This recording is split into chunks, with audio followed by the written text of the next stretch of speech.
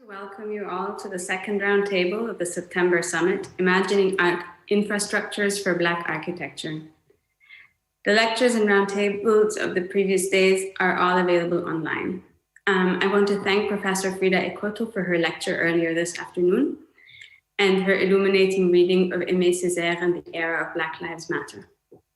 These past 2 days, our lectures and discussions have gestured to the spatial and formal dimensions of thinking Blackness. Professor Bembe's lecture invited attunement to resilient geographies, while Professor Sumahoro introduced in French the shape imagination, what it means to think of the triangle and not the hexagon by way of thinking Black in French, and a place for Black studies in France. Our discussion with Julie Mehretu, Darby English, Nantobe Kontombela, Nolan Oswald Dennis, and Kojo Eshun opened up a range of thoughts on abstraction in art. Now, I'd like to start by acknowledging that we are convening under the auspices of a museum in possession of stolen property, the plundered cultural heritage from people oppressed in sub-Saharan Africa and elsewhere under French colonization. I'd like to inform our viewers that this panel will be conducted in English. Simultaneous translation into French is available by changing the YouTube stream selection. We encourage you to share your comments and questions in the YouTube chat during and after the lecture. And we'll then share those with our panelists during the discussion. Our guest speakers today are Professor Ola Uduku, Ola Hassanain, Emanuel Admassu, and Sumayya Vally. I've invited our speakers to shape their interventions around a single image. And I'm excited to see what they've come up with. A few days ago, the Black Reconstruction Collective published its manifesting statement, which was released as part of Reconstruction's Architecture and Blackness in America on view at the Museum of Modern Art in New York through May 31st. I want to read an excerpt of their statement by way of introducing this evening's event.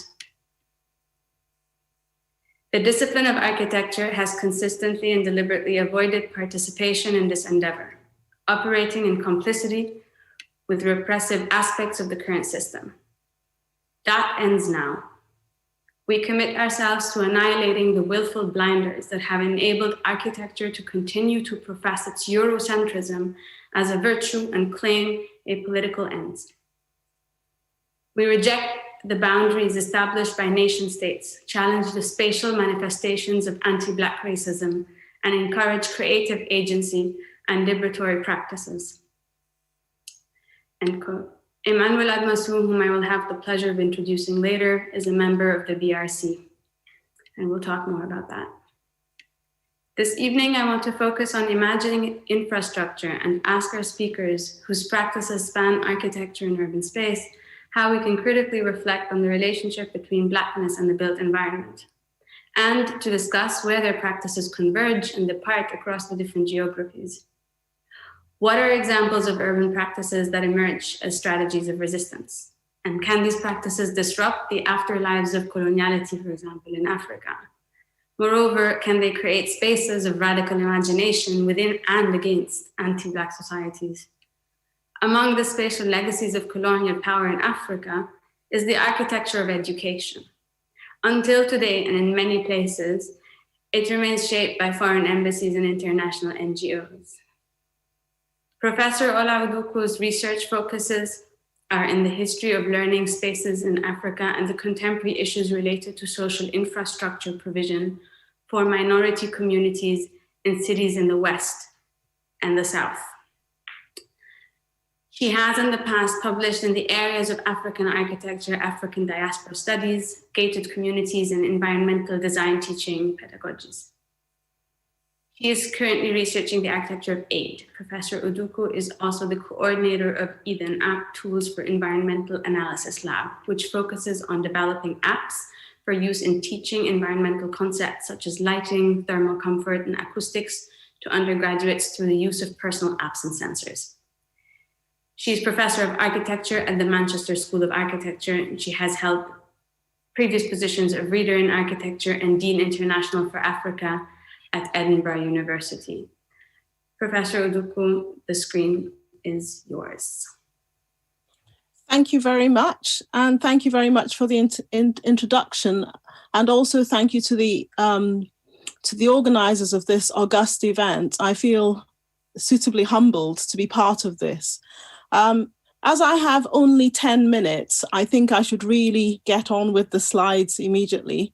I'm also going to describe quite carefully what I've got, which is a bit of a cheat. I have 2 images on a slide, but it is very important because it contextualizes what I am going to be talking about. So those of you from Nigeria may know of this area. It's off Broad Street. And to the right, I have plans of what used to be the main prison for Lagos Island. So this is on Lagos Island off Broad Street, and this was the site of the main prison. To the left is what it has now become, which is called Freedom Park. So, quick historical context. Lagos was originally a colony. It then became part of the Protectorate of Western Nigeria. And by 1846, when all parts of Nigeria were amalgamated, Lagos was the capital city.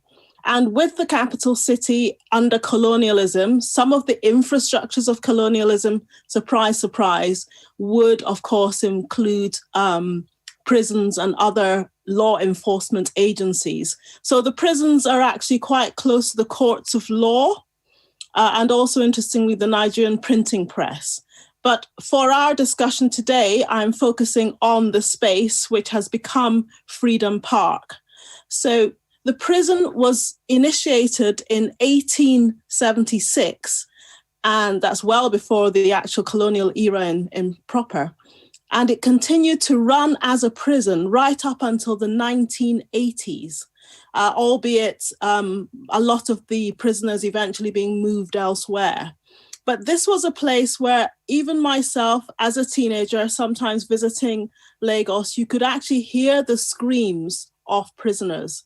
So this was in an independent Nigeria. Colonialism in Nigeria ended in 1960, October the 1st. From the 1960s to the 1980s, it continued to operate as a prison. Just describing the plan, it was supposed to take at least 136 prisoners. It's not a large piece of land. And also within the space were the gallows. So to explain what the gallows are, that's places where people would be, a place where people would be hung for heinous crimes. Interestingly, it was also a political feature. Obafemi Awolowo, the first premier of the western region of Nigeria, was incarcerated in this prison. And I believe, but I haven't got full confirmation, Nnamdi Azikiwe, who also was part of the independence movement, had been imprisoned in this space. At the end of its being used as a prison in the 1980s, it was left as a fallow piece of land. Now, anyone who knows Lagos real estate, which is similar to New York, this is incredibly expensive land. So it was left as land for development because it belongs to the federal government of Nigeria. And what happened after this is an interesting story. Apparently, it was about to be bought by developers to build either office blocks or high-rise flats. But with a lot of pressure, the architect called Theo Lawson was able to secure the site, which is the site to the left, and say that it was going to become a park, a public park for the use of all. So at the last minute, it changed hands, and he has now developed what's called the Freedom Park. The Freedom Park is indeed a public park, but it's more than that. What Theo has been able to do is to retain some of the history of the past. So when you go into the park, you can see where the areas, where the space was, where the hangings took place. You can also see some of the old cell blocks. And he has also instituted a gallery, an art gallery on the site. And most importantly, which is interesting, is that there is a stage for performance. Now, by sheer coincidence, his partner is a member of the Ransom Kuti family, as in Fela Anikulapo Kuti. This means that the space has been used for protest songs. So it has changed from a place that used to be, if you like, an area of total dispossession and indeed hangings and deaths to an area that is now in the public use. Importantly as well, part of the remit of Freedom Park is to educate the local children. So it has a nominal fee for residents of Lagos who are able to come into the park and go around the park and see the history of the park, which is retold in the spaces that have been left in some form to remind people of the past that it existed in. Importantly also, because it has the links to the Anikulapo Kitty family, the performers like Fela's son, Femi Kuti, have also used the stage to discuss and to also render their songs of protest. During the End SARS protest, this is an area that was not part of the protest, but it was very much seen as part of the reclamation of the lands for those for whom Lagos was originally built for. So it was very much instrumental in rallying those around, but also importantly, it showed this beacon of hope that, you know, you can sometimes contradict and claim things that might have been thought to be impossible. It is about the only space I can think of in Lagos where real estate has not triumphed over, if you like, the will of the public or the ability to produce something that actually is of public use. As the park does have walls, but as said before, the fact that you can get into it for a nominal amount and it does have an education remit has meant that it has, from its inception, so it was finally completed in 2011, so it's now 10 years old. And if you look at most of the few, though they are, tourist maps for Lagos, Freedom Park is well established as a tourist attraction. So from its past as this gruesome prison yard, it has now become something that both tourists and the local people within Lagos are able to enjoy and use. Certainly, prior to the pandemic that we're in, about actually three months before, I was sitting in the park and listened to a rendition of a number of Fela's numbers by a set of young, well-trained and rehearsed musicians who were using the stage to really show that freedom is possible. And indeed, the spaces that we can recapture and reclaim can speak these stories. In the kind of technical words, we would call this the beginnings of a palimpsest. So a lot of the buildings around the perimeter of the image to the left are residues from the original prison buildings. So most of the central area has been cleared, but parts of the front corner, the entrance, and some other parts are really as the prison would have been in its day. It is very important as well because from a purely sustainability perspective as well, Lagos is one of the most built up areas in West Africa, definitely. So to have been able to both reclaim this space and give it that space to both breathe, but importantly also to tell the stories of our forefathers and also the stories of Nigeria's colonization. So since 1874, this has been a colonized space until its liberation, I would say, in 2011, is a positive story. As to what the future might be, it's going to be very interesting. At the moment, as I understand it, the land is on a lease. But I always believe that freedom will prevail, and the more people know of their history and of their culture, the more likely they are to value these spaces and indeed build on these spaces as places where we can actually reclaim the land that was so important, and the land indeed that forefathers, and indeed in Nigeria's case, the End SARS protest is beginning to challenge as well. So this is what I give you as my offering to the beginnings of this conversation. And I think that should you go to Lagos, this is certainly one of the positions and places which I think you should certainly go to visit. Go there in the evening, listen to the music, and think about how many hundreds of years this land represents. Thank you.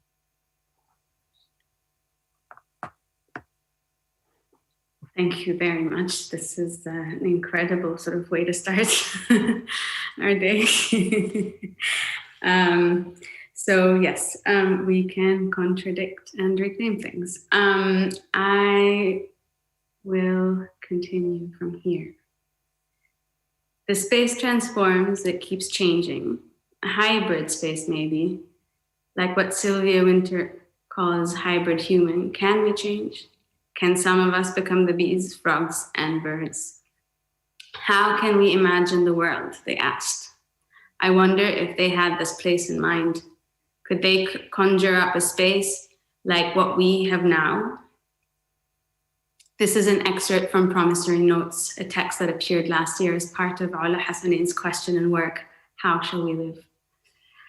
Ola Hassanain trained her focus on the subtle politics of space, namely how built spaces react to and reinforce violence from state entities, which in turn creates a built environment that reflects, responds to, regulates the lives of those who inhabit it.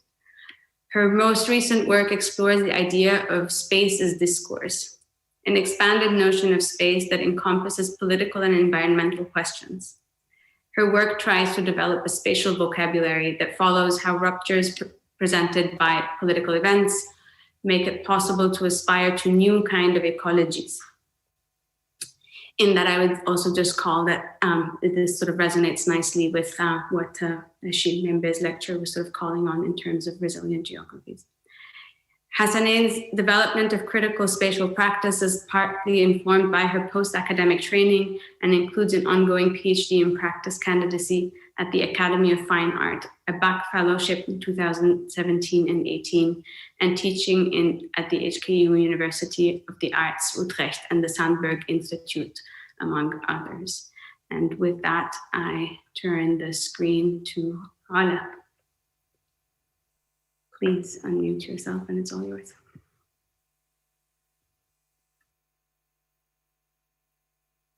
You're still on mute. Sorry about that. Thank you for having me. And I'm very, very pleased to be here with such a great lineup. I'll also just sort of get to it. 1 second. Yeah. When I look at the outside, through a window in Khartoum, and I see the glaring sun, the minarets in the background sticking out from above an incomplete construction erected two decades ago, with its reinforced steel entrails spilling into the sun, halted by yet another economic crash. I see a tea lady had set up shop at the other side of the road in the open air. She sits in a shadow cast by the incomplete building, making visible the boundaries of her shop. And she's been the fourth one to set up shop in the span of 4 weeks, averaging a week of selling tea and dumplings per lady before disappearing into the open air. And the image we're looking at shows a tea lady, one of many who have disappeared quickly. So she told me actually once in one of her previous neighborhoods that she kind of rotates from. Police had raided her spot and took her equipment, which was comprised of 3 kettles, a metal cupboard where she kept her cups, and her jars of sugar, tea, and spices. The policeman had accused her of working later than curfew hours, which he had never presented any official evidence for. He said that this meant that she was probably engaging in immoral behavior. Now, the open air is a standard extended definition of outdoors. It comes amongst referenced understandings of outdoors as a situated environment. So indoors, out of doors, outdoor, without, outside, on the outside, in the yard, in the open, in the garden, and on the patio. In the city, we mainly know our outside to be the public space as our streets, pavements, our streets and our pavements, and every enclosure we're seemingly allowed to enter. And I always wonder, can a physical space be activated to go beyond its architecture? And can it escape the ephemeral formations, as Frank B. Alderson calls it, of political interventions that are always drawing from notions of solidarity, social work, and NGOs, which are entities that riddle the Khartoum city terrain as we speak. But all of these things they've become the main mode of amassing counter narratives and assembling as well. But they always seem to be provisional. Now, all this happens while the space remains as is. And so it remains and continues to be state regulated. Now, I've always found concepts like the black outdoors quite utilitarian, and they help me question if people's attempt to organize and gain self-determination under such political existence, where the state is regulating you, whether if you're inside a physical enclosure or not, can we organize and gain self-determination? And can these notions exist with and sit in the realizations that what is open air is already inside physical space as well, even as its architecture might suggest otherwise, and therefore is already jeopardized and contaminated, and is rooted in the state's language of terror, which always takes me to a point of not doing collective work outside of the physical environment. But with it, it also includes larger narratives about the outness of open air. And so we have to kind of, I feel like we have to feel and work toward, as architects, what falls outside of the enclosures engendered by the agency claimed by maps, words, and the language of formality. Rather, we should work toward the sunshine blazing down on a group of women selling tea at the corner, and the sweat that's collecting at their flesh, and what the sounds of chatting men nearby might have been trying to tell us all along. In 1990, the Cooperative Association of Women Working in Sale of Food and Beverages, led by a lady called Awadiya Kuku, was formed and started officially. The cooperative included also membership IDs, which actually traced the women's addresses all around the city, and unfortunately made them vulnerable for being chased. So their location and existence in the open air wasn't the end of the chase for state representatives. I guess what I'm trying to say at this point is that engaging with ideas of self-determination agency without taking into account what we use, that when we use the language and perform calls of order and organizing, we also co-sign the genealogical fixity of state terror inscribed onto the physical space and onto some communities. And I will just sort of evoke Joy James's quote from a beloved community, that mapping the political terrain is an imprecise craft. Boundaries are continuously being redrawn through political conflict, compromise, and resignation. Losing one's bearings become commonplace when following altered maps with abstractions about policing and police bodies. Abstractions which, in their failure to address the racialization of bodies and punishment, lead to false notions of body politics and repression. 2017, the Tea Ladies Cooperative has recorded 8,000 members, 8,000 members of selling tea in the city of Khartoum alone. So I think at this point also the impression that I've been getting is that the Tea Ladies attempt to exercise political agency through accepted forms of community action, formality, and that is by performing cooperatives, paradoxically seems to also seal their fate, to always be outside in the open air, exhausted and dealing with the police forever. In other words, one of the central forms of movement building has always managed to produce a twofold. And I think that I want to cultivate the spatial shadow of political agency in the way that we think it should be performed, which is through certain formats of formal organization, and also in another way, how with the spatial literacy, resorting to the spatial literacy and understanding that we have. But I think I want to cultivate the spatial shadow also because I think it doesn't get to inform our ways of organization. For our ideas of agency have long demanded a logic that requires us to have some conceptual understandings of the state being without political agency, of the state of being without political agency, as a foundation of existence of agency as its opposite. And this is usually embodied in some people's flesh, and to give current political methods of organizing coherence and seemingly inherent eligibility to other ways of navigating space, other ways of organizing, and other ways of survival. And it's my desire to center spatial implications, which I refer to as the shadows to many political phenomena, as a way to reveal how life and survival of tea ladies were dependent on an unmapped knowledge, and that their presence in the open air of the city is interconnected to Black imaginative work and different forms of space politics, movements, and exiles.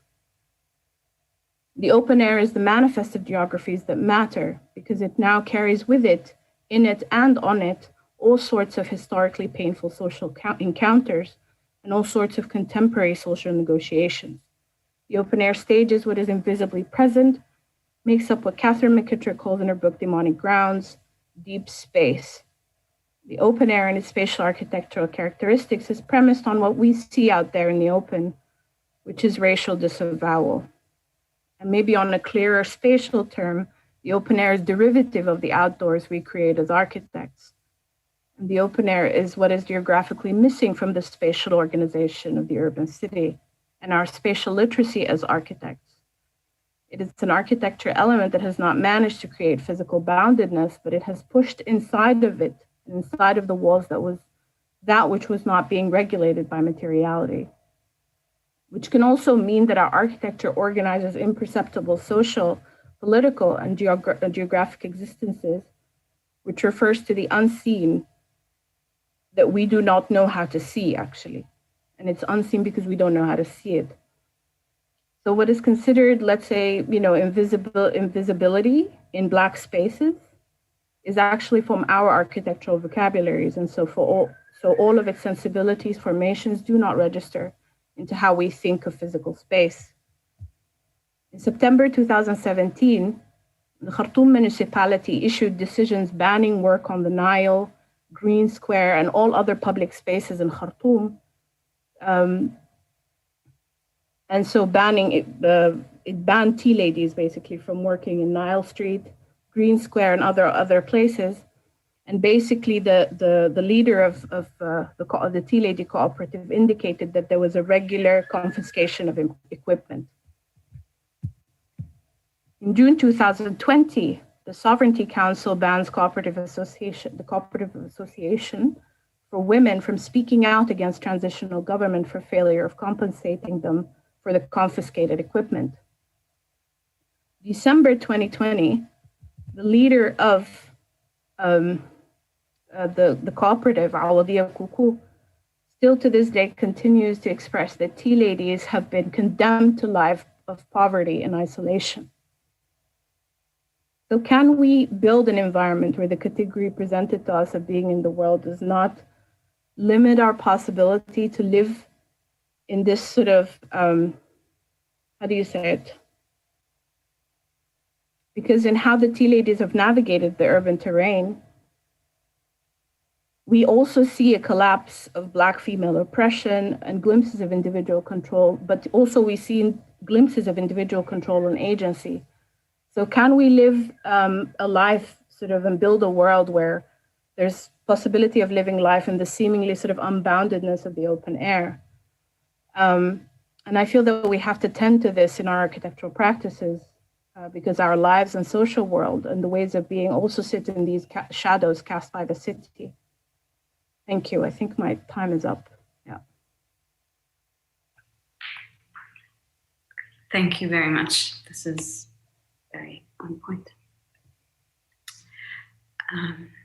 To that, I would say Emanuel Admassu describes architecture as a civic project that provides platforms for the negotiation of differences. Admassu is an architect and founding partner with Jen Wood of ADWO, an art and architecture practice based between Brooklyn and Providence, and by extension between Melbourne and Addis Ababa. He's a founding member of the Black Reconstruction Collective and will be joining the full-time faculty of Columbia University GSAPP in the summer, this coming summer. His design, teaching, and research practices operate at the intersection of design, theory, spatial justice, contemporary African art, post-colonial theory, and critical theory. The work is a meditation on the international constellation of Afro-diasporic spaces, and Admassu is a recipient of an honorary doctorate from the Institute of Black Studies. Emanuel, the screen is all yours.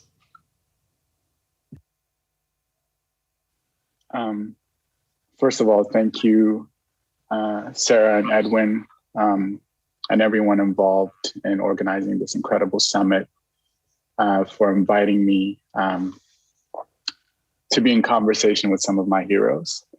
And I'm really not sure how I'm going to follow the two incredible presentations that we all just witnessed. But I'm simply going to outline a few fragments from work that we've been developing for an exhibition that opened at the Museum of Modern Art in New York yesterday, called Reconstructions, Architecture and Blackness in America. And I'm glad Sarah read the Black Reconstruction Collective's manifesting statement at the beginning, because I think the formation of the BRC will, without a doubt, be the most important thing to come out of this exhibition.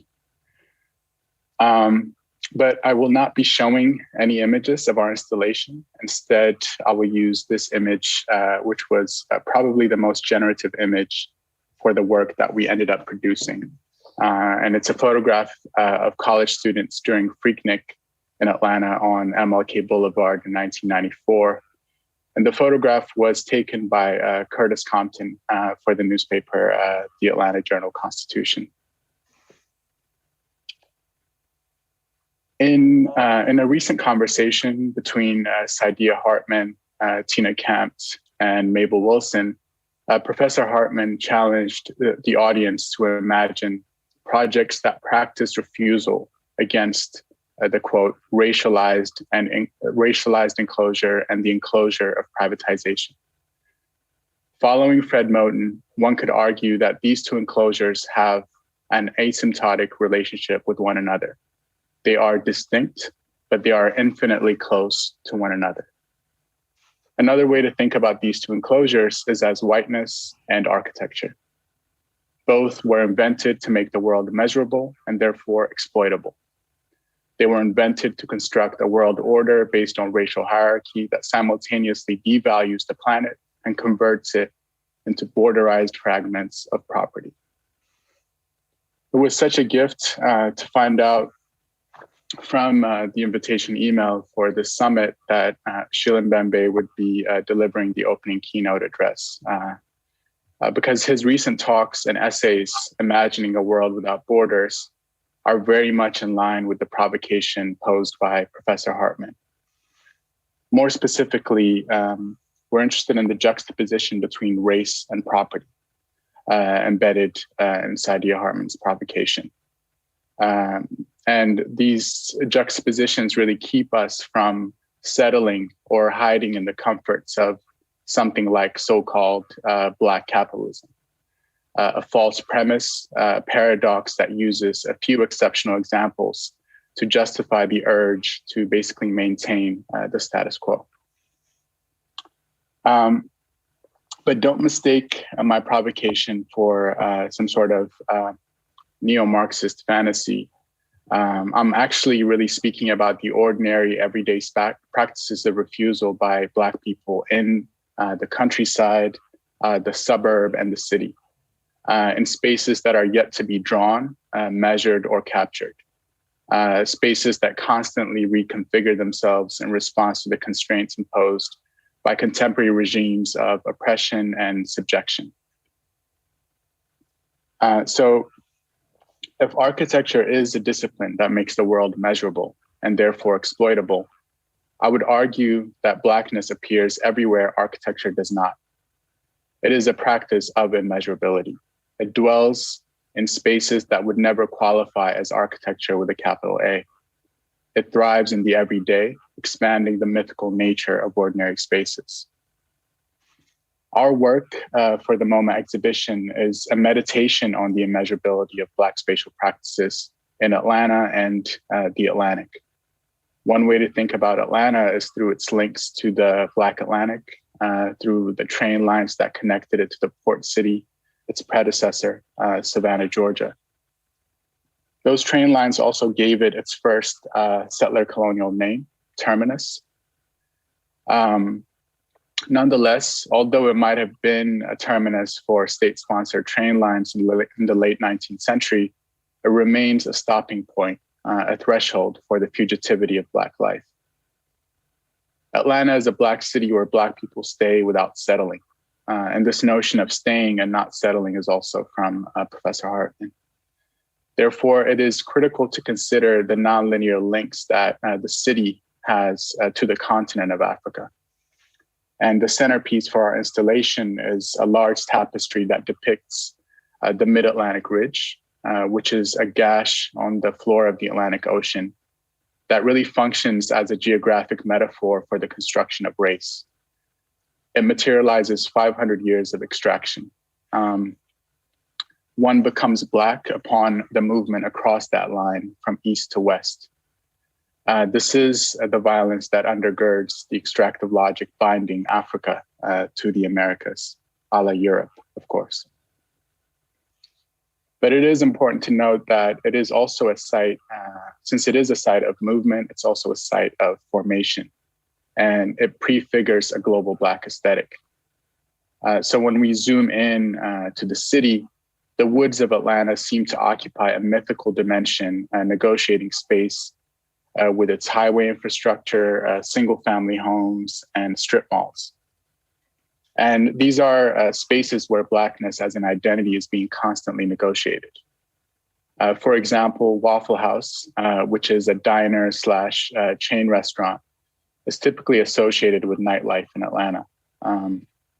You basically party until 4 a.m., and then you would go to Waffle House for your last meal before bed. So upon driving on the highway, there are brief moments when the overlap between the woods and specific signage systems, like the one for Waffle House, produce certain ideas of Blackness, a Blackness by association, and immersive, blurred Blackness. But another way to think about Atlanta is also through the ambiance of its trap music, a subgenre that intimates experiences of being Black in a Black city and still not feeling safe. Another way to think about Atlanta is through the monotonous act of driving, the banality of moving relentlessly. And maybe this is why this particular image of college students on MLK Boulevard in Atlanta during Freaknik in 1994 was such an important image and really the point of departure for the installation we produced. So just to give you some background, Freaknik was a yearly event organized by students from historically Black colleges and universities during spring break. So students from different parts of the country would come to Atlanta for this large picnic. But the events would end up causing all of these traffic jams across the city.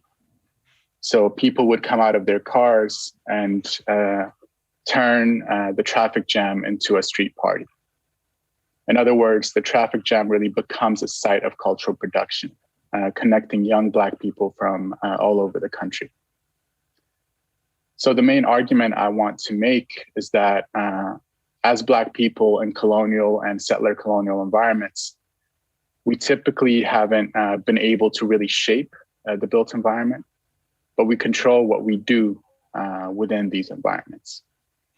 And this usually means a series of ephemeral spatial interventions that radically alter the meaning of that space.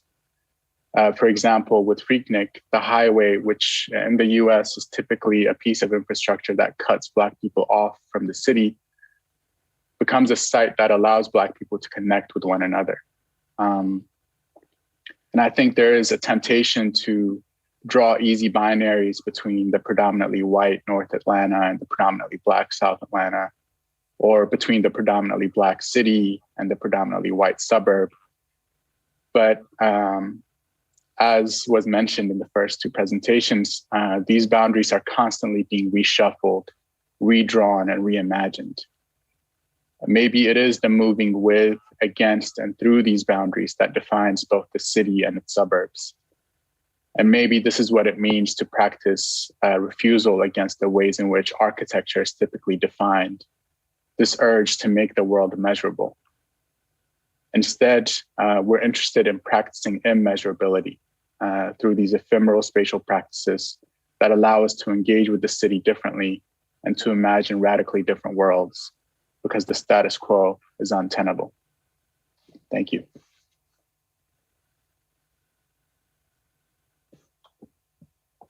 Thank you very much, Emanuel. 2 weeks ago, Time ran a profile piece on Sumayya Vally. In it, she says, "There's so much that has been taken away from us, or erased, or ravaged on the continent. In looking at these other ways of being, there's so much design waiting to happen." Sumayya Vally's design, research, and pedagogical practices committed to finding expression for hybrid identities in contested territories. She's based in Johannesburg, South Africa.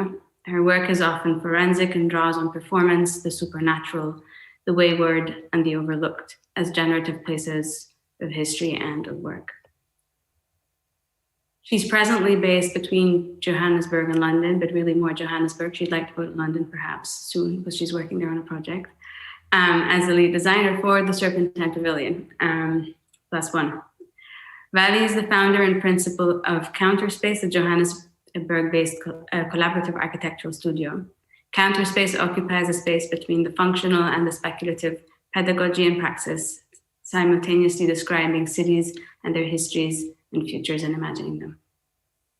The studio also runs Counterparts, an interdisciplinary space residency dialogue and publishing platform with an interest in tracing, seeding, and carving collaborative ways of working. And the screen now goes to Sumayya.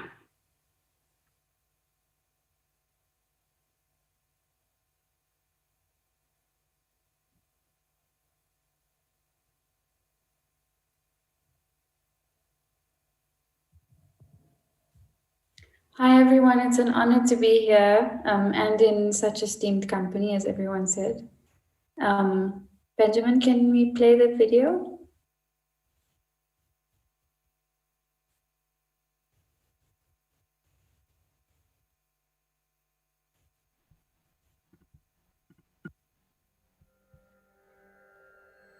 Intimate, incriminate, implicated architectures. In South Africa, the Natives Land Act of 1923 legislated on a broad front to regulate the presence of Africans in the urban areas. It gave local authorities the power to demarcate and establish African locations on the outskirts of white urban and industrial areas, and to determine access to and funding of these areas. This sedimented in legislation that blacks would live next to toxic areas, mine dumps, and industrial buffer zones in Joburg. On windy days, some townships are covered in yellow dust. Buffer zones for whites are zoos, parks, and trees. Narratives of the apartheid city were shaped by and sustained by those who pioneered and promoted urban planning in South Africa, which developed a strong argument about South African architects' involvement in the creation of standardized housing for Africans. Until now, big cities still constitute the main reference for both critics and promoters of South African urban planning, and their analyses often subscribes to ideas of rapidly growing cities, inevitable housing crises, slums, and chaos. Apartheid spatial planning attempted to homogenize living areas for blacks. A material manifestation of this can be seen in the NE 51/9 or Non-European Edition 9 of 1951 series houses in standardized neighborhoods, to which Africans were forcibly removed. Townships were planned as dusty, homogeneous, gridded, infrastructureless spaces. But homes became spaces for meeting in secret. Networks of homes held exiled bodies. The kitchen table and the bedroom were sometimes spaces where charters were written, and pirate radio stations were built. And much life was developed in the cracks between houses. Streets, shebeens, and yards became lively centers for social functions. Shebeen queens reigned, jazz movements were born. The corner shop and the bakery became sites of everyday resistance and community. In Johannesburg, a site and center of migrant history and migration, this phenomenon still continues, with hybrid typologies developing in the construction of belonging, conglomerates between host and home, domestic and public, near and far. Geographies and territories are entangled and bound. Additionally, the role of architecture has been to confine or control space, shaping historical experience and social relations in static form. As a result, the history of peoples for whom movement, forced or voluntary, not stasis, is the predominant experience, does not find easy or direct translation into form. Searching for forms and histories in the architectures of both migration and subverting control, in the construction of belonging, holds the potential and possibility for new design expressions for identity and political freedoms. Home at the scale of the table. Project, a Pan-African gathering. Geography, Wuzhen Biennale, China, Dar, Addis, Kinshasa, Nairobi, Lagos, Accra, Casablanca, hybridized by Joburg. Home, belonging, and archives of our identities are held in rituals of gathering in recipes, ingredients, myths, songs, and stories. In this project, a gathering table is proposed, a living archive of Joburg food and gathering rituals from homes that have traveled across the continent and momentarily settled in Johannesburg. What color is your jollof? A dinner table where visitors are invited to take a seat at the table and share a meal with the person next to them, while reading recipes, traditions, and rituals from across Africa.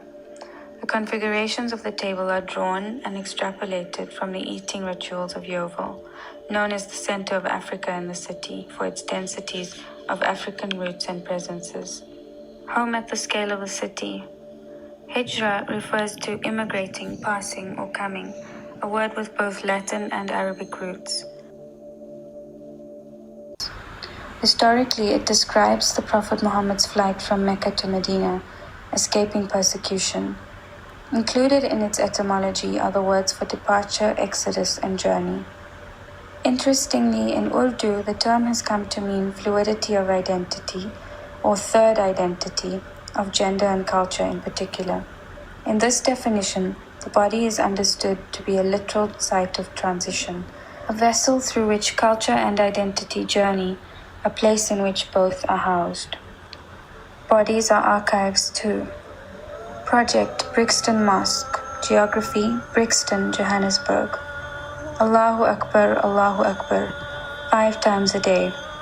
The church bells used to clang to 9 o'clock on Sundays. A new set of harmonies.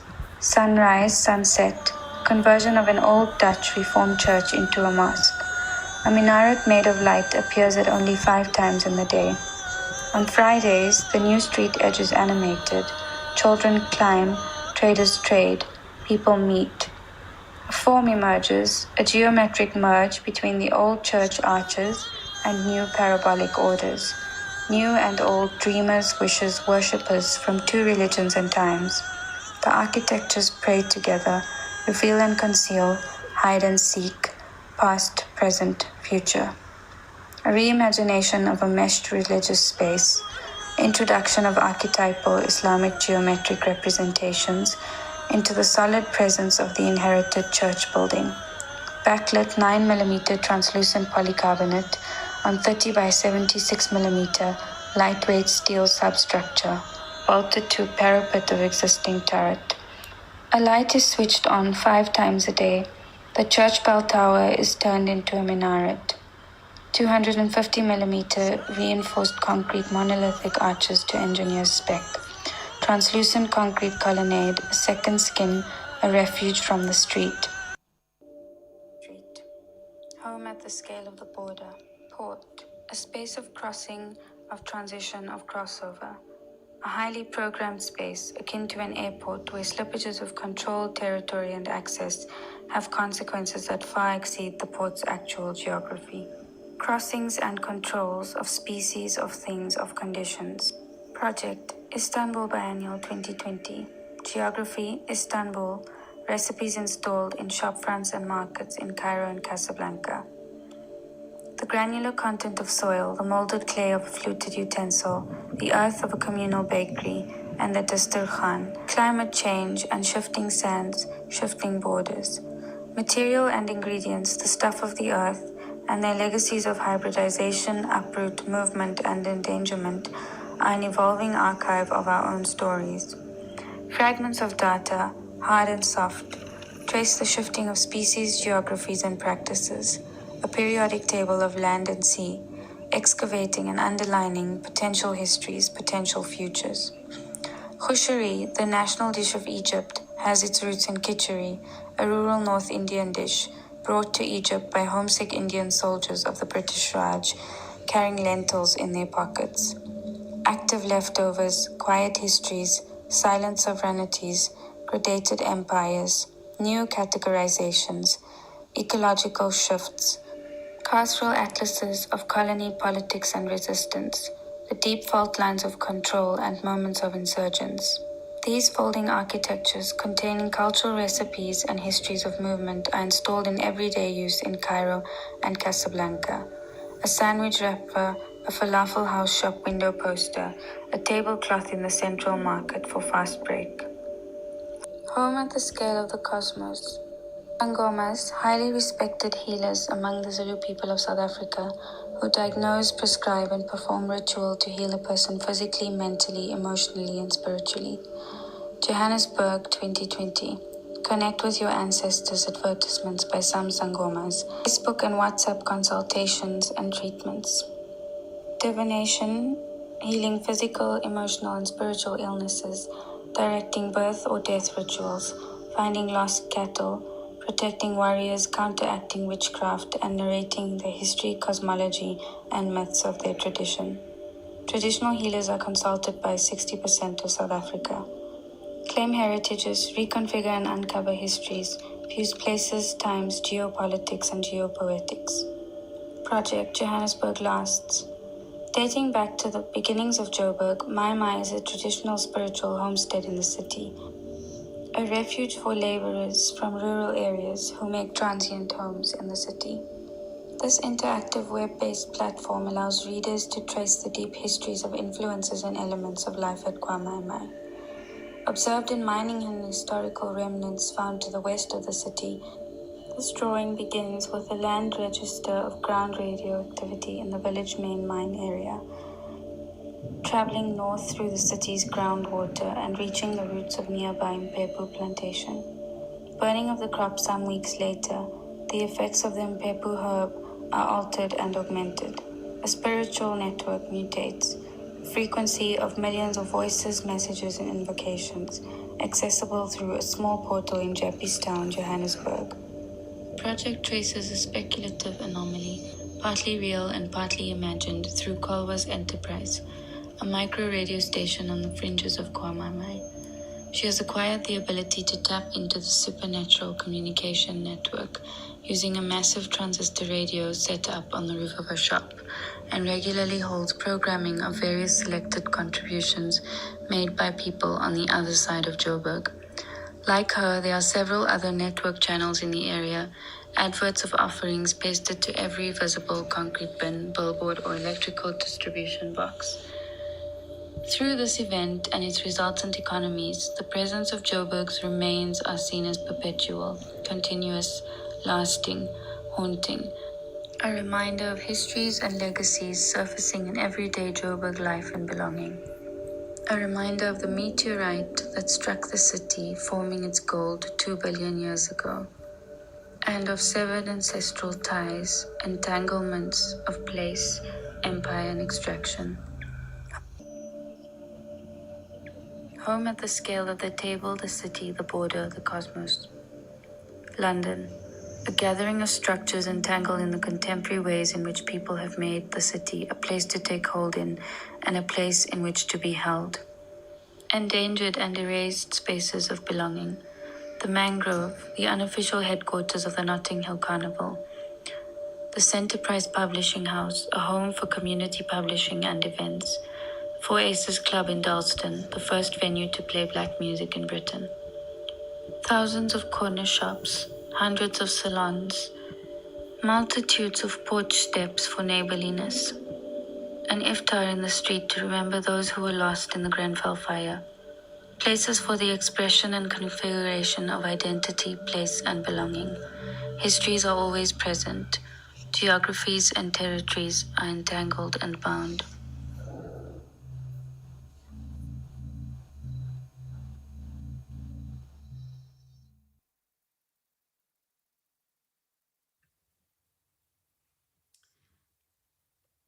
Thank you very much, Sumayya, for this different kind of interpretation of a single image intervention. Yeah, we'll definitely have like a lot of questions. I have plenty of questions, but I want to be gracious and invite all of you, in case you have immediate thoughts or questions you would like to share to each other. And if you need a moment, that's fine. You also have some thoughts and questions I'm happy to open with, but I'm happy to go first. I think that it's quite amazing that none of us, or at least I don't believe any of us, knew what each other were going to present. And there is a kind of continuous thread around space, place, and I would say agency that we all return to. And I really found the session moving. Again, I didn't quite know what I was letting myself in for, but it is, I think it's good that the challenge comes through in all of our different interpretations. I think that really moved me, definitely.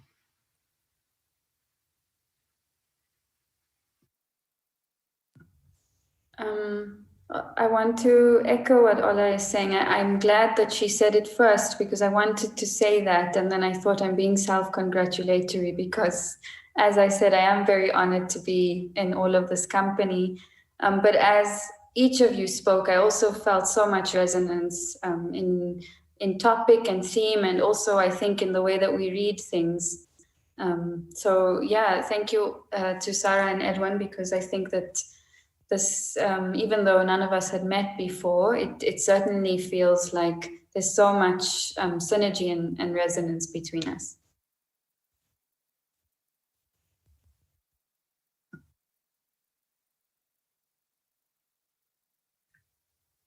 okay, maybe I can now sort of jump in with a thought. I mean, I have multiple sort of questions, and also, again, I mean, I'll acknowledge that it's kind of Edwin's magic that sort of created the sort of synergies.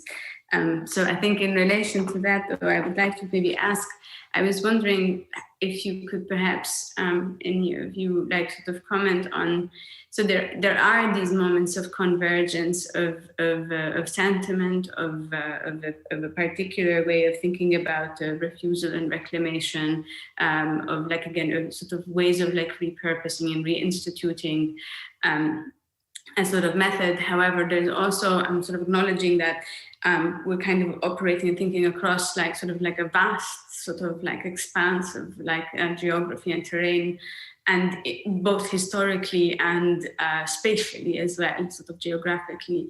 And I was wondering if you're sort of able to maybe sort of articulate where you think the divergences are rather than the commonalities. I think for the commonalities are kind of, they're felt and they're strong and they're evident, and there's a lot of sort of solidarity and agency there, absolutely. And there's the kind of project there as well, which is really nice to sort of see come together. But then I'm also curious as to know like what the particularities are, like of context that where there's moments of either tension or untranslatability.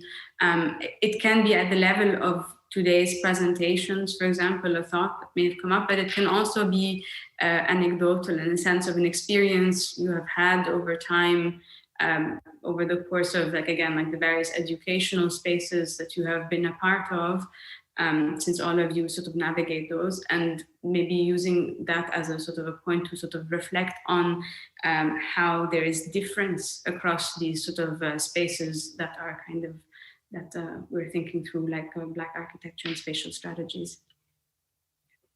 Who would anybody like to start? Maybe Emanuel, I'm just going to pick on you. That's unfair. I will say, I mean, it's been a phenomenal set of presentations, and I feel like I'm still really trying to process and digest both the images that you guys presented, but also the incredibly powerful readings of those spaces. I mean, for me lately,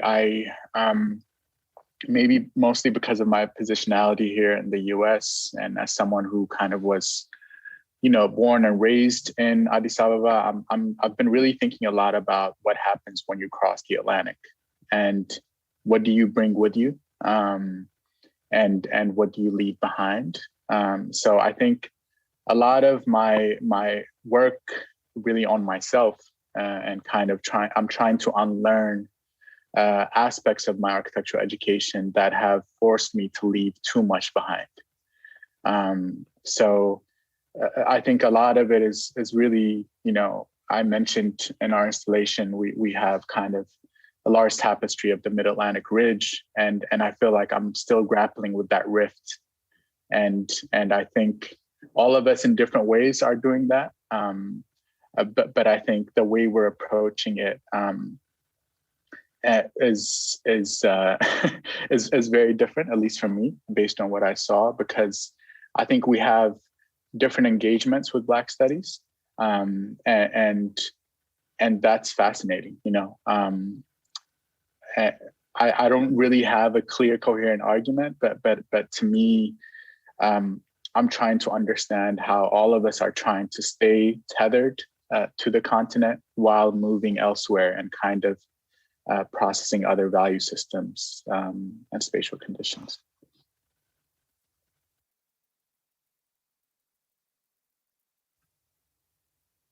Ola, would you like, or Ola? Yeah, I'm happy to come in.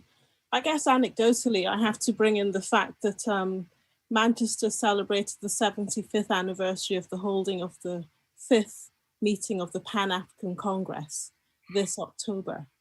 And anecdotally, I thought I was up with my African history, but I, found myself learning a lot. But actually going back over the Atlantic, I found the most interesting lecture. We basically put together a bunch of lectures and various celebrations, so on, online, obviously, COVID times. But the most challenging lecture, I think, was the lecture that was given by Kwame Anthony Appiah about the color line. And he really got me to go and read Du Bois. But, again, I'm not just chiming we are all the same, but the ways in which we encounter, I would say, Black studies and what is African and Africanness depends a lot on where we are and where we're at in terms of our positionality, true enough. But I think if we go back to those founding fathers of the Pan-African Congress and so on, their dream was for there to be a Pan-African vision. And indeed, the lecture we just had from Madame Kotoko earlier on discusses that as well. That's not to say that therefore it's a kind of candy floss vision, but it's the thing about people of, I guess, Black extraction having some commonality, but it does have a very strong resonance to where we are looking at what we are discussing at the place and at the time. But I would actually argue that the most successful African figures actually do transcend, indeed, both the Atlantic and the continents. And I think that's the strength of, I guess, what one might call the African person, nation state, whatever, that it doesn't necessarily tie to, I would say, any of the, let's face it, constructed boundaries. I mean, Nigeria, most of Africa are conceptual construct, most of them not created by us. So the idea that Africa, indeed Africa, as we keep saying, Africa is not a country, but then again, the amalgamation of states that it is now does not necessarily represent. And because I don't want to hog the line, I mean, my only trip to the West Indies was to Cuba. And I felt this deep worry because I could actually hear the rhythms from my father's hometown in Nigeria. So I could hear the drum rhythms, literally. And I'm not an ethnomusicologist. So, that just shows you, even taking the rift that Emanuel is talking about, and the fact that I know African religion says it doesn't go over the water, I would say these things do. Mm-hmm.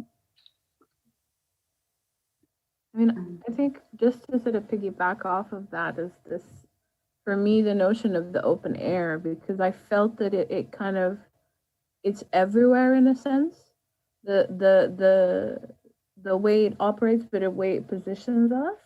And so our visions or our ways of engaging with it do intersect because of the fact that we're that there's something that kind of puts people in situations where they feel that the problem follows you, wherever you go. And that's why we see it manifest in ways that we can sort of maybe identify with or something. But I mean, just to give us a tiny thing with the tea ladies that I had mentioned is that during the revolution in Sudan, which is from 2018 and 2019, and it ended with a massacre in June 2019, in the site of this sit-in, tea ladies were actually functioning, feeding the population, feeding everyone that was within the boundaries of the sitting. And they were titled, the Mothers of Revolution. And then the moment the massacre happened, which was basically complete eradication, obliteration of the Black bodies in it, including tea ladies, of course, then it starts to, after it ends, some people don't get out of that.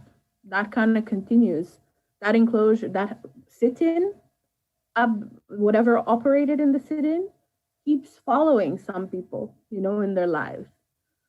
And I just, this is just to kind of give what frustrates me also about it is that it's very spatial. It does happen within a kind of boundedness, and we know nothing about that. We know nothing in terms of about that spatiality and how it comes to, form and become shape. We know something, but I don't think I don't know why it doesn't register. And I think my frustration, really, all of it lies in there. So what do I know about spatiality as an architect? What did I learn? So yeah, I'll stop there because otherwise I'll go on a whole rant, but yeah.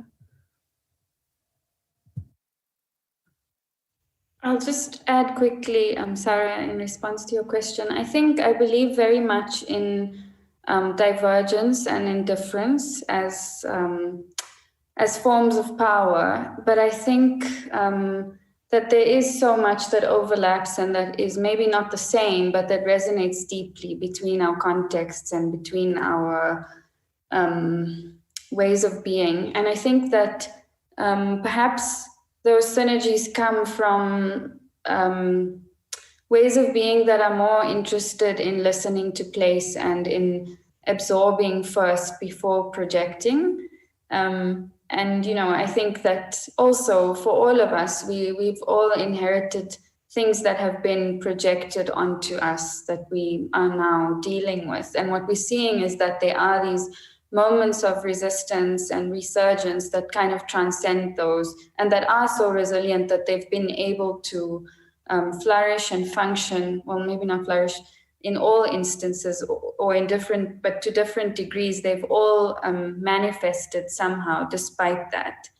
But I think that there is also solidarity in difference. And I think that difference is powerful and we shouldn't be, I'm also often critical of viewpoints that talk about common ground without acknowledging that we can be different and be together. And I think that the strength of theory that is from difference, whether it's African, Southern, gendered, trans, and so on, is that it's about bringing perspectives of difference to question something that we've all inherited, which is very much the same.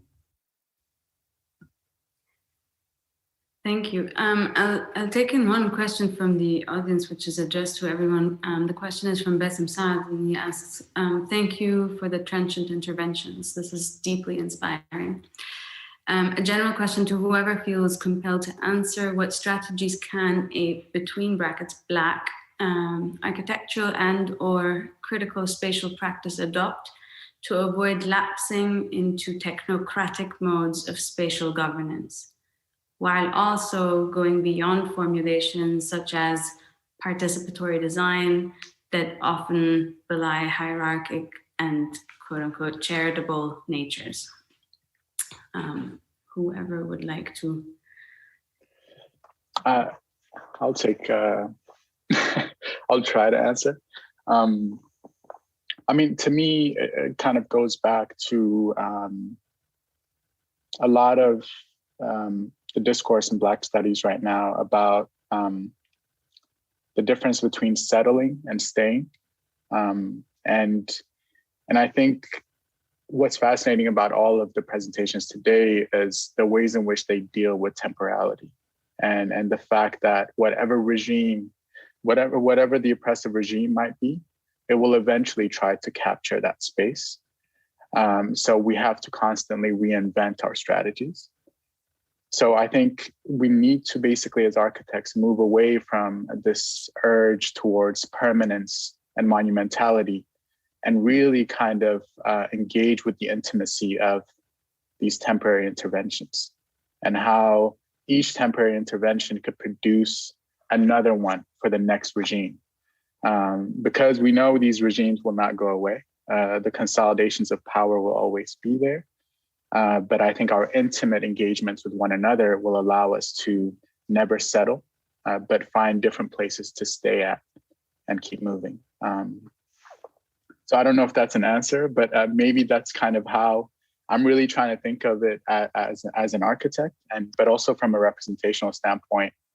We've been trained to draw static spaces and to think about, power in that way. And I hope we'll move towards a direction that really allows us to produce ways of seeing the world and representing the world that are engaged with temporality.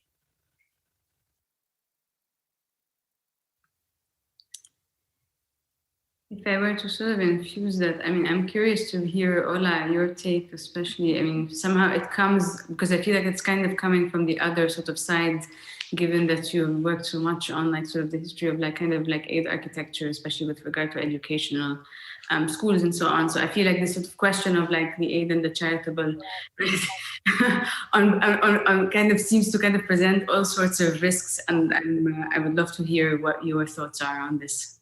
Okay. I would actually echo a bit of what Emanuel says, but I mean, I find with students who are from other places, the key thing is actually to have faith in your identity. The issue about education is that it stamps what identity it wants to project on you. So, and yeah, A-detecture, because I've coined safari-tecture. There's also A-detecture, which is about, you know, if I hear anybody else going to save the poor Africans by building a school, 200 years we've had missionary education of some sort or the other, and we're still, but more importantly, if I go back to the education thing, the book, my monograph says, basically most African countries or places, because we're countries, we actually did have an education system in place. I'm unlucky to be partly from West Coast Lagos. So my mother's name is Da Costa. So they are returnees actually from probably Brazil. Whereas my father's people were the ones who were sold in the first place. But the point is that you find that there are traditional education systems around circumcision, coming of age, they existed before the missionaries stepped there. So we did actually have, oftentimes if you dig deep into one's history, you find that these systems existed. And the ways in which they existed, exactly as Emanuel says, were temporal. You would build the initiation hut to go and get yourself circumcised. It wasn't there all the time. But what we are being told in the kind of Western architectural curriculum stroke canon is that the big buildings matter. Permanence is important. Whereas, you know, human beings, Africans have lived, you know, a long time without necessarily having this attachment to space and place. But I mean, my feeling though is that evolution does happen. I'm not saying therefore we should all live in temporal settlements, but the point is to have a much better understanding, which does go back to a bit of anthropology about, you know, what is appropriate for where one lives and what we can build on, and not always to lean back to, indeed, the West knows best. And there are really interesting examples coming out, albeit very slowly. There's a lot happening in Southeast Asia and so on, where local materials are being used. And, you know, here we are, we're now into climate change and so on. And suddenly, you know, it's a circle again about, you know, intermediate technology and so on. A lot of that we actually have within ourselves, but it's a bit like learning to ride a bicycle. Until you actually believe you can cycle without somebody pushing you, you're not going to move into that space. But I am positive. I think that in a way, some of the movements that have happened, and certainly last year's Black Lives Matter, I think has begun to open that discussion. And I find again and again with students, they're willing to, if you like, push the barriers that have been put there, albeit they oftentimes psychological. Because I believe very clearly that we do have an African culture as well. We do. We know that literature, music. So, I mean, architecture, maybe because it is fixed in the permanent, is just a bit slower in pulling itself through. And I believe we will.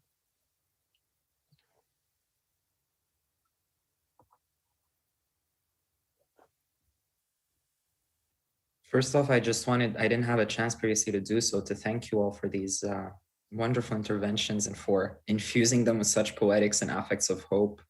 I think I just wanted to follow up on our audience members' question in regards to the technocratization of the architects and go back to this.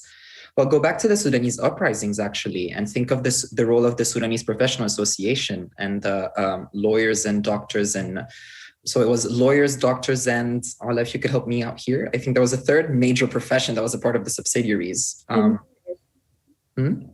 lawyers, engineers, and doctors, but doctors made up the biggest portion of it. And I think from there, I think I just wanted to ask, how come there weren't architects part of these associations? And perhaps to go towards a broader question and address all of you within your respective contexts and ask, why is it that so rarely do we find architects and urban practitioners at the front lines of emancipatory struggles? Me out here, I think there was a third Black Lives Matter movement or mutual aid support groups in the UK. Yeah. I mean, it's such an insular process, right? The process of actually like conceiving of an idea of a building and then kind of, you know, erecting it. It really doesn't need the people in any way, shape, or form. So I know this might sound reductive, but the process of it is really sometimes staged. The process of engagement is staged in a way that was mentioned in one of the comments around participation and stuff. So for example, if there are developmental projects that are coming into a particular neighborhood, you know, through process of identification and whatnot, you know, the municipality stages these hearings and whatnot. And there's a level of performance that basically deactivates all that to a certain degree. But anyway, I'll stop and Ola, I'd actually love to know your opinion with this, especially with the whole municipality thing. Oh, me? Yes. Well, I mean, let me go back to the histories. Actually, when architecture was Black, there was a lot during the 1960s where indeed the late, great, now let me remember his name, the architect, he works in Ghana as well. They were very much in the forefront of kind of refiguring Harlem as best as they could. at the times of in the 1960s. So there has been an urban architecture push, but it hasn't moved, you're quite right, into the noughties, 90s and so on.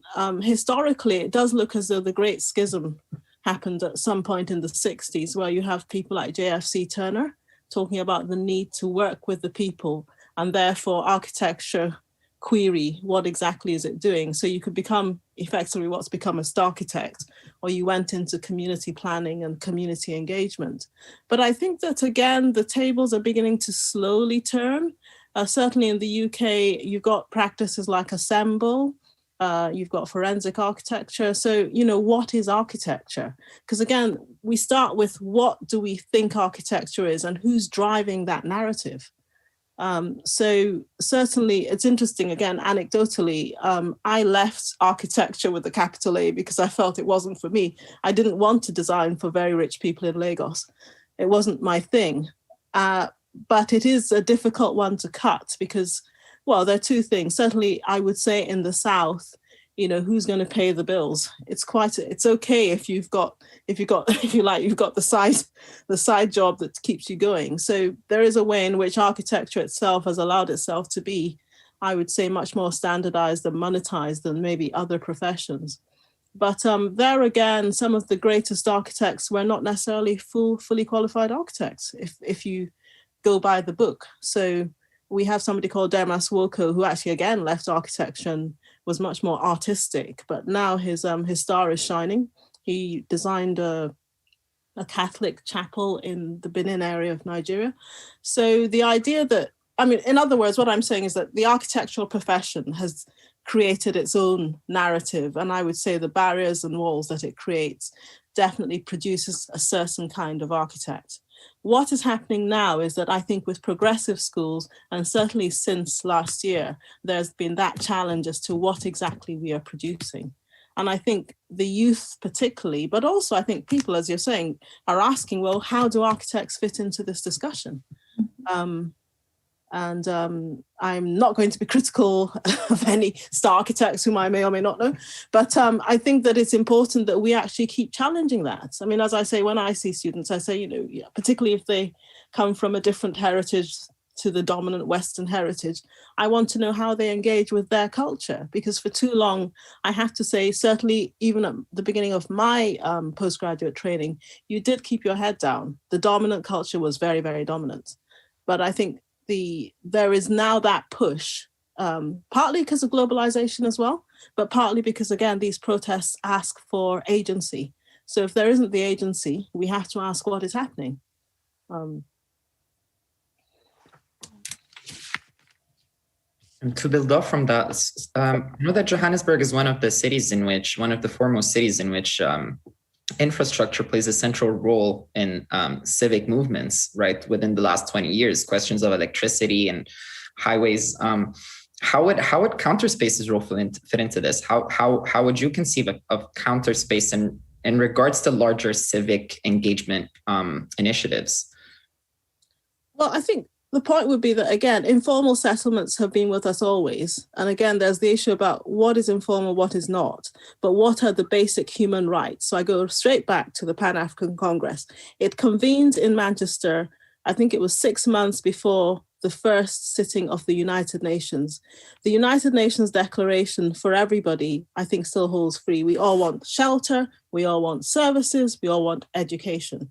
Now, when you have the infrastructure there, the issue is, how can you equitably distribute infrastructure, not necessarily in a quote unquote Marxist way, but there's a way in which infrastructure itself and how one engages with infrastructure, which isn't necessarily the typical planning systems of, I have to say, Western handed down planning systems work. There are ways in which even informal settlements are self-organizing. And part of it is to do with how those resources go to where they need to be. And in fact, back to the anthropology, it is being said, but we don't know because it's still too early in the pandemic, that in some ways West Africa, because of the Ebola situation and the fact that a lot of West Africans had to go back to other networks, they were able to work much more successfully to trace, track, and find where the communities were that really needed the help and so on that was required. Now, that in a way is the way in which you overlap or you overlay existing networks. So even in informal settlements, there are people who are, if you like, well, power brokers, and those for whom people will pay attention to. So in the Nigerian case, it's well known that people would just simply take the electricity structure from the sub generator, a few gets electrocuted. But if there's that understanding, it's very much engaging with the people and understanding that their community, again, is more than just their needs. So yeah, I guess there's a bit of the Ubuntu in it, but the space also is shared. So there's an issue about deconstructing how we understand planning per se in the textbook form that is what we are taught. Thank you. I'll take it from Nigeria, send it back to South Africa, where it was sort of originally headed. I used to have a space called Beirut. People used to do this. Sumayya, it's with you. Thanks so much, Edwin and Sarah.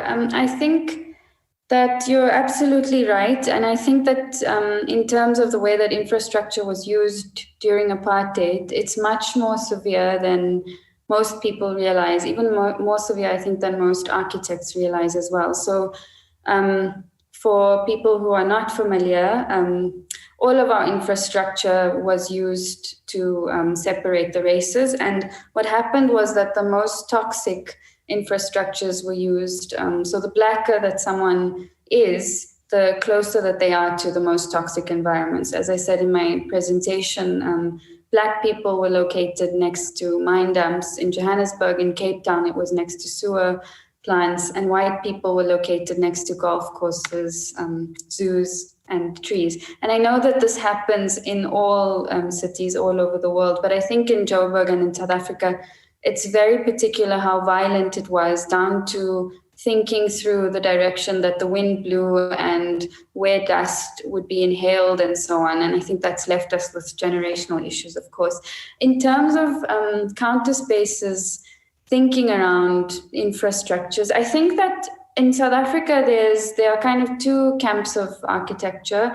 The one is very much, Western looking and focused on being a world-class African city. Like, we can do this. We are, we are just as good, and focused on reproducing and replicating, blobs, so to speak. And then the other camp, I think, is very focused on issues of service delivery. So in thinking about community architecture and engagement and delivery of schools and housing and so on.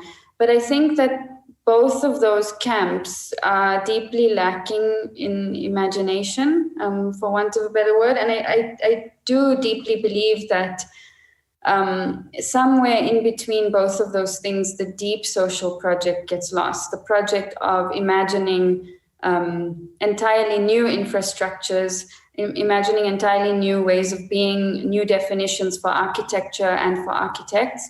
And so I think that, my personal take on it is to draw in as many different ways as possible, to use film, to use color, temperature, atmospheres, things that can't be kind of pinned down in our traditional drawing tools, not to negate those tools, but to supplement them with things that go beyond them. And I certainly see in my students' work that they are working towards, a kind of hybrid between things that are very old, between, age-old identities and so on, but also embracing hybridities and pop cultures in the identities as well, and working towards film, performance, and some of these things that we've mentioned already as well.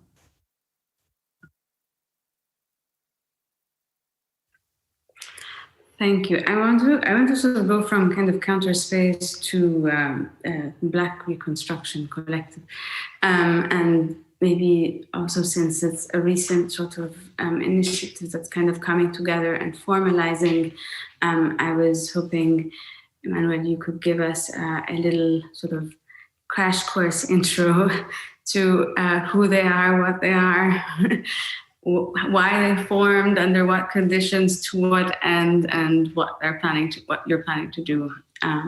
Yes. Yeah, I mean, as you mentioned, we're still in formation. So basically, there were 10 of us who were commissioned for this exhibition at the MoMA, and we quickly realized that those types of cultural institutions don't really have the infrastructure to support architects, artists, and designers like us. There's always an assumption that we have the funding necessary or we have the manpower necessary to produce these exhibitions. So very early on, we realized we need to become a collective in order to advocate for ourselves and in order to produce an exhibition that we're all proud of, but also beyond the exhibition, we wanted to make sure that the questions that were asked by this exhibition go well beyond the 3 months in New York City. So part of what we started doing was we started asking really big questions and producing a series of lectures in schools. Questions like, what is the architecture of reparations? What does it mean to imagine Black Reconstruction today?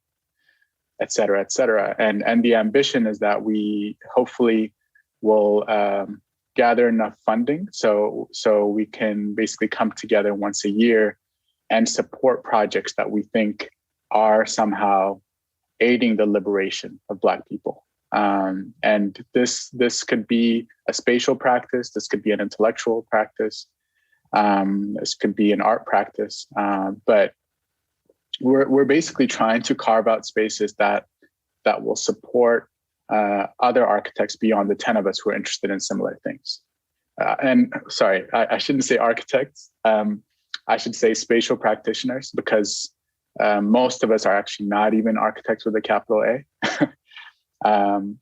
And I think this was somewhat mentioned earlier, but one of our curators, Mabel Wilson, makes a very provocative distinction between buildings and architecture. And I think that is the fundamental project, because I think all of us are refusing or rejecting architecture with a capital A, but we're really, really fascinated and kind of invested in spatial practices. So yeah, I don't know if did that answer your question? But the Black Reconstruction Collective is in formation. Yeah. Thank you. I mean, I want to kind of pivot briefly to Aula, and I think there is also the sort of the state of discontent that architecture with a capital A is sort of widely shared. But I was just thinking about so I'm addressing Aula about Aula's presentation. So Aula, thinking about how this idea of sort of Freedom Park becomes there's a sort of a reappropriation of a sort of a spatial of space in that particular way, and how that kind of can be transformed. I guess my question to you, and it's maybe it appears a bit broad, is do you believe that it is possible to reappropriate and perhaps transform in whatever way and how to whatever end architecture with a capital A, and how Aula, how would you define your relationship to then architecture with a capital A? Right, so that is for me. No, the other way around. Aula about Aula. It is a very unique thing having both of you on the panel. It's really great. So Aula has. I started referring to you with last names. Well, I was just going to say that I have to say, in this moment in time with my research and what I'm seeing, and I have especially the impact that the massacre has had on us, because it was a space that was drawn out and then started to operate, with all of what I understand sort of an architectural space has to be, which was it had walls, and then it started to have the amenities, bathroom, electricity, and then the fact that became the terrain of these things, the terrain of the state sort of terror, or the sort of outline of that, made me think that if we kind of keep, I don't know if we keep using the same language, that we actually reach what we want, And I felt that actually, so with the space, like it's the Freedom Park, right? That in that space, of course, is still sort of tainted with some of the genealogies of the state control. And I'm of course, I can't say yes or no clearly, but this is how I feel now, that I don't see it yet because we don't have the vocabulary to actually, we don't have, not the vocabulary, but I don't think we have the right spatial literacy because it is all rooted in, for example, understanding, like Emanuel had mentioned before, of continuity, that buildings and spaces have to sort of remain all throughout life. And that means that there's this idea is sort of fixed, but has no clear, we don't understand what its relationality to people is, and we don't understand what role it plays within the relationality of us to each other. So because of that issue, I could just now, with my feelings, just say, not yet, not yet. But I think once our spatial literacy can sort of push us outside of spatiality being property and possession, then maybe we can, there would be some, it opens up something and we peer sort of, and that's why I always entertain the notion of the outside of you peer, you can look, you have a point, you can look at something you don't necessarily have a point of contact with yet, and that doesn't negate its existence or its possibilities, Sorry, just to jump in on that, I mean, because this is something I've been really obsessed with lately. I really, really think we need to find ways to disentangle architecture from the regime of property. And I think, quite explicitly, there are contemporary artists who are doing this work. If you look at the work of Cameron Rowland, for example, it's a direct attack on the regime of property. But as architects, I don't think we have found a clear strategy to attack the regime. So we're speaking about the spaces without addressing the regime. And I think that is the large kind of project that could potentially save architecture. But some of that is a question of scale, I think there are ways in which people are imagining worlds after property at a much smaller scale.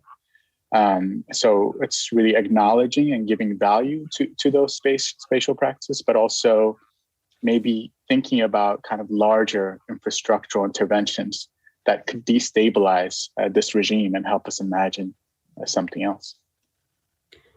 I just want to quickly add that I don't think the West invented form. And I think that I believe very much in both capital A architecture and small a architecture, and I try to practice in both worlds. And I do believe that even in static forms and in forms that come from other ways of being, but I think that what we have at the moment is deeply, for the most part, colonized, but it's not to say that other forms and other ways of form making don't exist. They have existed, and they still surface. But it's up to us to, move forward in a more hybrid, emancipatory, liberated way, I guess, that is able to augment and include both realms in the same.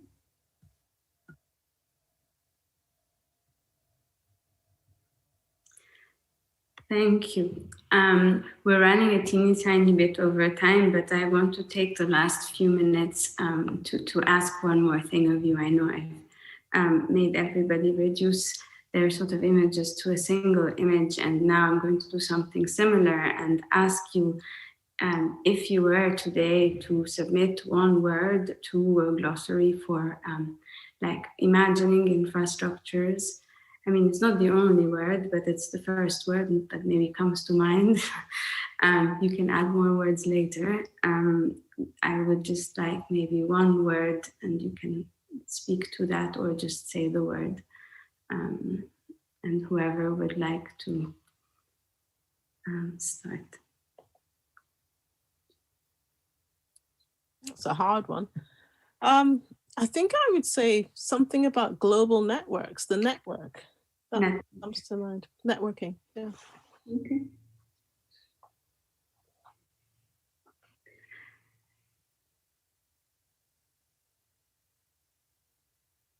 maybe unboundedness. Unboundedness. Yeah. Just in light of what happened today.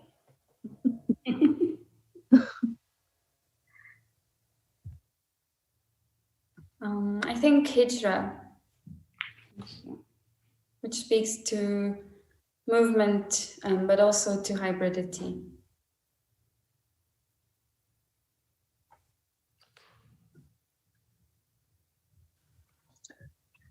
I'm cheating partially because this is the name of our installation, but the word for me is immeasurability.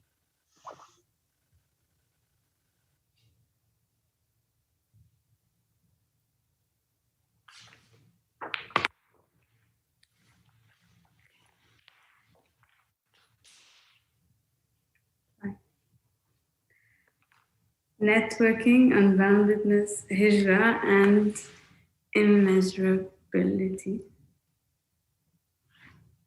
Right, so networking, unboundedness, hijra, and immeasurability. On that note, I would like to thank you all for your extremely generous and inspiring and interventions and thoughts, and I will introduce the last segment of the evening. So thank you, and I hope you stay with us for the coming segment with Chimurenga. Chimurenga is a Pan-African platform of writing, art, and politics founded by Ntoni Ijabe in 2002, drawing together a myriad voices from across Africa and the diaspora. Chimurenga takes many forms, operating as an innovative platform for free ideas and political reflection about Africa by Africans. Outputs include a journal of culture, art, and politics of the same name, Chimurenga Magazine, a quarterly broadsheet called The Chronic, the Chimurenga Library, an ongoing intervention into knowledge production, and the archive that seeks to reimagine the library, The African Cities Reader, a biennial publication of urban life, Africa Style, and the Pan-African Space Station, PASS, an online radio station and pop-up studio. I want to personally thank Chimurenga and Ntoni Ijabe for the free use of the photograph we have used for the summit. The photo is of the members of the Black Arts Movement, BAM, gathering at Lagos International Airport ahead of Festac 77, also known as the Second World Black and African Festival of Arts and Culture, a major international festival held in Lagos, Nigeria. And the photo is from January 15th, 1977, and the photo is by Calvin Reed and courtesy of Chimurenga. In a very special listening set this evening, Chimurenga brings to you Festac 77 from Lagos or from Cape Town and from the future. Thank you very much for tuning into the September Summit. Thank you.